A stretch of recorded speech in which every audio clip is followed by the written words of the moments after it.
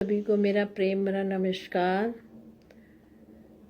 अभी हम बात कर रहे थे श्रद्धा और भक्ति की। श्रद्धा जैसे जैसे बढ़ती जाती है, किसी भी गुरु के ऊपर, किसी भी मनुष्य के ऊपर जब हमारी श्रद्धा बढ़ती है तो हम उसके भक्त हो जाते हैं। अब देखो, किसी भी गुरु पे श्रद्धा करना भी बहुत आजकल मुश्किल हो गया है। हम पहचानते नहीं कौन सा गुरु अच्छा है, किस गुरु के पास हमें जाना चाहिए। अब ना पहचानने के कारण ऐसा तो नहीं हो सकता ना हम किसी गुरु के पास जाए नहीं, हमें शिक्षा ग्रहण करें ही नहीं, ऐसा तो नहीं हो सकता ना। तो देखो, जोखिम तो लेना ही पड़ेगा। संसार में भी हम जब भी अपना कोई कार्य करना चाहते हैं तो जोखिम तो लेते ही है ना। अब मान लो हमने किसी के साथ साझा व्यापार किया, अब हमें नहीं पता वो मनुष्य कैसा है। मनुष्य ऊपर से अच्छा दिख रहा है परंतु उसका अंतःकरण कैसा है ये तो हम नहीं जान सकते ना। फिर भी हम जोखिम ले ही लेते हैं और उसके साथ अपना कार्य करना आरंभ कर देते हैं। और देखो, जैसे कि हमें पता है रोज ही सड़क पर दुर्घटनाएं हो रही हैं, रोज ही रेल हादसा होता है, रोज ही एयरप्लेन क्रैश होते हैं। क्या हम वहाँ पे जाना छोड़ देते हैं? जाते हैं ना, क्योंकि हमारा कार्य इन सभी सुविधाओं के बिना हो ही नहीं सकता। ऐसे ही अब हमने ज्ञान लेना है ब्रह्म विद्या का। अब हमें किसी न किसी गुरु के ऊपर और शास्त्र के ऊपर श्रद्धा करनी ही पड़ेगी। शास्त्र के ऊपर तो हम श्रद्धा कर ही लेंगे, परंतु उस शास्त्र को समझाने वाला गुरु तो हमें चाहिए ही होता है। इसलिए हमें गुरु पर श्रद्धा करनी ही पड़ेगी, जोखिम तो लेना ही पड़ेगा। गुरु कैसा होगा ये हम नहीं जानते हैं। हम अपने कार्य में, हम अपने कर्म में सही रहें, हम अपना कर्म सही प्रकार से करते रहें। अगर कोई गलत कार्य करता है तो ईश्वर उसका फल भी देता है, ये हम भली भांति परिचित हैं। अब श्रद्धा भी होगी। हमने मान लो किसी गुरु के ऊपर श्रद्धा कर ली, खाली श्रद्धा से तो काम नहीं होगा ना। जब तक गुरु के पास जाएंगे नहीं, जाएंगे तभी तो हम कुछ वहाँ से पढ़ेंगे या कुछ सीखेंगे। जाने के लिए हमें क्या करना पड़ेगा? प्रयत्न करना पड़ेगा, जाना पड़ेगा गुरु के पास, प्रयत्न करना पड़ेगा, प्रमाद को छोड़ना पड़ेगा, अपनी जीवन प्रणाली में से समय निकालना पड़ेगा। तो जैसे जैसे हम किसी गुरु के पास ब्रह्म विद्या की शिक्षा लेना शुरू हो जाते हैं तो क्या होता है, हमारा मन पवित्र होना शुरू हो जाता है। हम परमार्थ के मार्ग पे चल पड़ते हैं तो हमारे मन में एक प्रकार की शांति उत्पन्न हो जाती है। हमें वहाँ प्रतिदिन जाना फिर अच्छा लगता है, किसी गुरु के पास जाना अच्छा लगता है, किसी ऐसे स्थान पर जहाँ हमें शांति की प्राप्ति होती है, चाहे वो कोई मंदिर हो, चाहे मस्जिद हो, चाहे गुरुद्वारा हो। जो हमारे मन को शांति देता है वो स्थान हमें प्रिय लगना शुरू हो जाता है। हम उस स्थान के क्या हो जाते हैं? भक्त। भक्त क्या होता है? जिसके बिना हम रह नहीं सकते, हम उसके भक्त हो जाते हैं। जिस वस्तु के बिना, जिस चीज़ के बिना हम नहीं रह सकते हैं, जो हमें बहुत ही प्यारी लगती है, हम उसके भक्त बन जाते हैं। अब खाने पीने में लोगों को, कहीं देखो चाय के भक्त हैं, चाय बिना उनका गुजारा नहीं होता। ऐसे ही भक्त का मतलब जिसके बिना हमारा कार्य ना चले, जिसको हम सदा ही सेवित करते रहें, वो हम उस चीज के भक्त बन जाते हैं। भक्त क्या करता है? अपने भगवान के बिना वो रह नहीं सकता, उपासना के बिना नहीं रह सकता, भक्ति करे बिना नहीं रह सकता। वो उसका भक्त बन जाता है। गुरु के दर्शन के बिना नहीं रह सकता, जैसे गुरु उसकी आंखों से ओझल होते हैं, वो सदा ही उनका स्मरण करता रहता है। यानी जिस वस्तु को हम बार बार याद करते हैं वो हम उस वस्तु के उसके भक्त बन जाते हैं। ये होता है भक्त। तो भगवान ने कहा कि भक्ति बहुत ही जरूरी है। अगर हमें ब्रह्म विद्या लेनी है, हे मुनि, अगर तुम्हें ब्रह्म विद्या लेनी है तो तुम्हारे जीवन में भक्ति भी बहुत ही जरूरी है। श्रद्धा के बाद भक्ति। जैसे ही हमारी श्रद्धा किसी मनुष्य के ऊपर, किसी ग्रंथ के ऊपर, किसी शास्त्र के ऊपर होनी शुरू हो जाएगी तो हम उसके भक्त भी हो जाएंगे। अब श्रद्धा भी आ गई और भक्ति भी आ गई। अब उन्होंने क्या बताया? ध्यान। अभी मैंने बोला कि भक्त जो होता है उसका, जिसका भी वो भक्त होता है उसको देखे बिना वो रह नहीं पाता। तो क्या करता है? स्मरण करता है।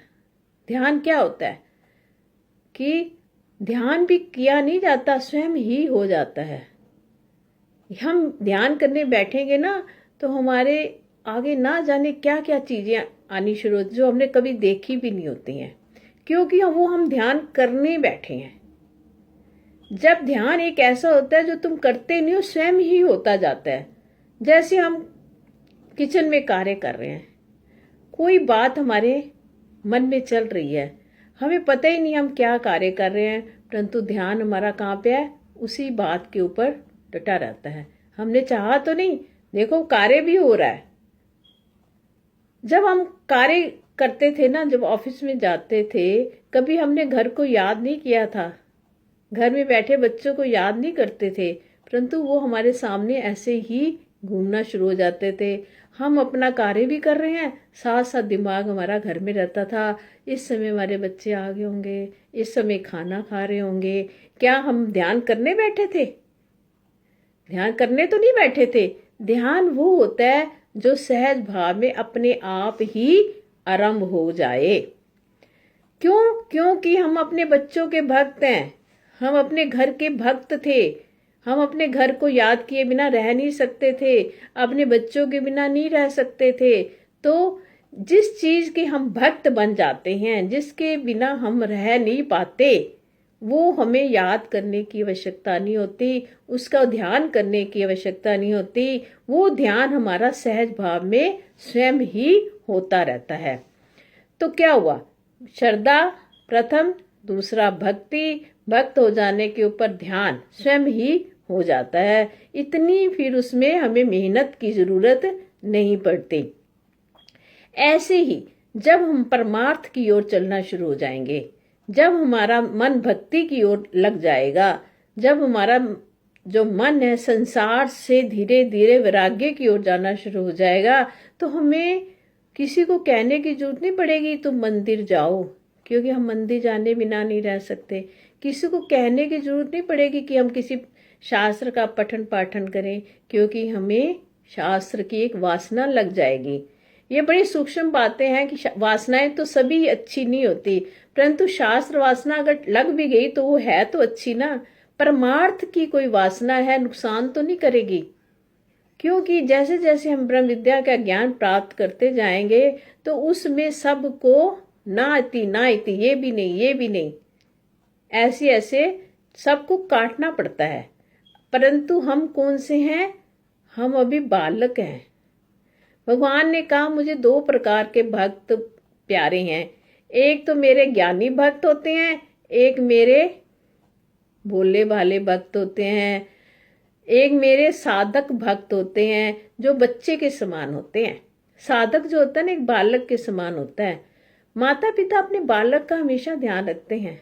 जो बालक अपने आप को होशियार समझता ना, तो माता पिता फिर कहते हैं चलो ठीक है, ये तो अपना गुजारा अपने आप कर ही लेगा, पर ये मेरा जो बच्चा है ना, ये बड़ा ही भोला भाला सा है, इसको तो मुझे सदा ही ध्यान रखना है, इसको तो मुझे अपने साथ ही रखना पड़ेगा, क्योंकि इसको अभी ज्यादा संसार की चतुराइयां नहीं पता।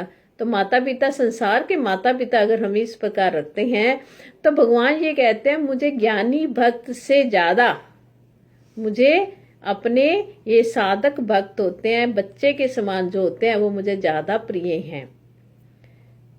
तो हम क्या हो जाते हैं, फिर भगवान के प्रिय भक्त बन जाते हैं। फिर जो जिसका प्रिय होता है, फिर उसको क्या होता है, अब बच्चे ने सारा काम अपने माँ बाप के छोड़े, तो रात को नींद किसको नहीं आएगी, माँ बाप को नहीं आएगी। अरे इसको तो जरा भी ध्यान नहीं है, इसने ये वाला होमवर्क नहीं करा। ऐसे ही जब हम बच्चे बन जाते हैं, तो भगवान हमारा पूर्ण रूप से ध्यान रखते हैं। वो सदा सोचते रहते हैं ये मेरे भक्त को अब क्या चाहिए। तो ध्यान करने की जरूरत नहीं होती है, ध्यान स्वयं ही होता जाता है। तो ब्रह्म विद्या को प्राप्त करने के लिए हम पितामह आया ब्रह्मा जी के लिए। तो ब्रह्मा जी ने कहा कि हे पुत्र, तेरे को क्या क्या सीखना है? सर्वप्रथम श्रद्धा, भक्ति, योग और ध्यान। जैसे जैसे तू इसमें निपुण होता जाएगा, जैसे जैसे तेरी श्रद्धा, भक्ति और ध्यान बढ़ता जाएगा, तो ब्रह्म विद्या तेरे को अपने आप समझ में आने लग पड़ेगी। क्योंकि जब जब हमारे मन से संसार जो है वो क्या है, निकलता जाता है, हमारा मन जो खाली होता जाता, जिसमें इतना कुछ कूड़ा करकट भरा होता है, जैसे जैसे संसार रूपी कूड़ा करकट खाली होता है, तो मेरे प्रभु का आगमन होना शुरू हो जाता है। निर्मल मन जन सो मोए भावा। भगवान भी कहते हैं कि मुझे तो निर्मल मन वाला व्यक्ति ही प्यारा लगता है। तो हम फिर क्या बन जाते हैं, भगवान के प्यारे भक्त बन जाते हैं। कब बनते हैं? जब हमारे जीवन में ये सारी चीजें आनी शुरू हो जाती हैं, हमारा मन निर्मल होना शुरू हो जाता है, अंतःकरण पवित्र होना शुरू होता है, ज्ञानेंद्रियों पर संयम होना शुरू हो जाता है। हम फिर किसी के बहकावे में नहीं आते, क्योंकि भगवान ने हमें गारंटी दी है। शास्त्र में ये सब बातें समझाते हैं। शास्त्र में ही कहा गया ना, निर्मल मन जन सो मोह भावा। तो शास्त्र को पढ़ने से हमारा मन निर्मल होता है, गुरु की शिक्षा से हमारा मन निर्मल होता है। जब मन निर्मल हो जाता है, तो ब्रह्म विद्या का प्रवेश जीवन में शुरू हो जाता है। हरि ओम तत्सत, हरि ओम तत्सत, हरि ओम तत्सत।